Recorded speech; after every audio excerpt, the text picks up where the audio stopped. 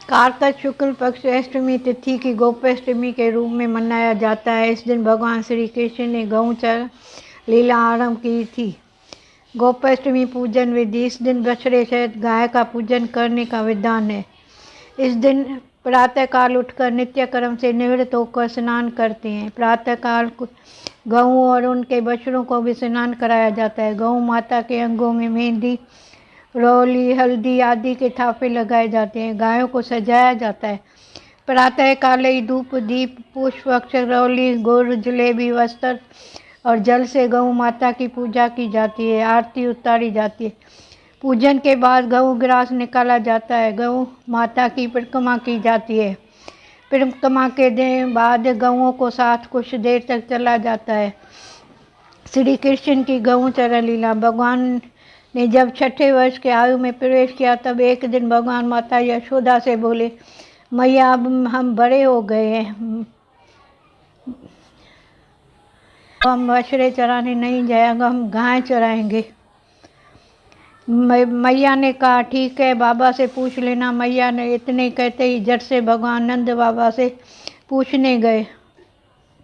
बाबा ने कहा लीला अब तुम बहुत छोटे ही, अभी तुम बछड़ों को ही चराओ। भगवान ने कहा बाबा अब मैं बछड़ों नहीं गाय ही चराऊँगा। जब भगवान नहीं माने तब बाबा बोले ठीक है लाल, तुम पंडित जी के बुला लाओ, वह गौचरण का मुहूर्त देकर बता देंगे। बाबा की बात सुनकर भगवान झट से पंडित जी के पास पहुँचे और बोले, पंडित जी आपको बाबा ने बुलाया है, गौचरण का मुहूर्त देखना है। आप आज ही मुहूर्त बता देना, मैं आपको बहुत सारा माखन खिलाऊंगा।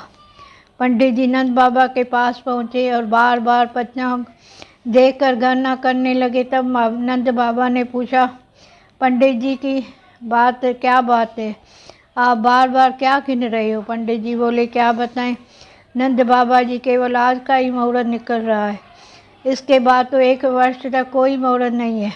पंडित जी की बात सुनकर नंद बाबा ने भगवान को गौचरण आरंभ करने की कारण की यह तिथि गोपाष्टमी कहलाई। माता यशोदा ने अपने लला का श्रृंगार किया और जैसे ही पैरों में जूतियाँ पहनने लगी तो लला ने मना कर दिया और बोले मैया यदि मेरे गऊँ जूतियाँ नहीं पहनती है तो मैं कैसे पहन सकता हूँ, यदि पहना सकती है तो उन सभी को भी जूतियाँ पहना दो। और भगवान जब तक वृंदावन में रहे भगवान ने कभी पैरों में जूती नहीं पहना। आगे आगे गाय और उनके पीछे बांसुरी बजाते भगवान, उनके पीछे बलराम और श्री कृष्ण का यश का ज्ञान करते हुए ग्वाल गोपाल इस प्रकार से विहार करते हुए उस वन में प्रवेश किया। तब से भगवान को गौचर लीला का आरंभ हुआ। जब भगवान गऊ चराते हुए वृंदावन जाते तब उनके चरणों के वृंदावन की भूमि अत्यंत पावन हो जाती और वन गऊओं के लिए हरी भरी घास से युक्त एवं रंग बिरंगे पुष्पों से खान बन गया। जय श्री कृष्ण।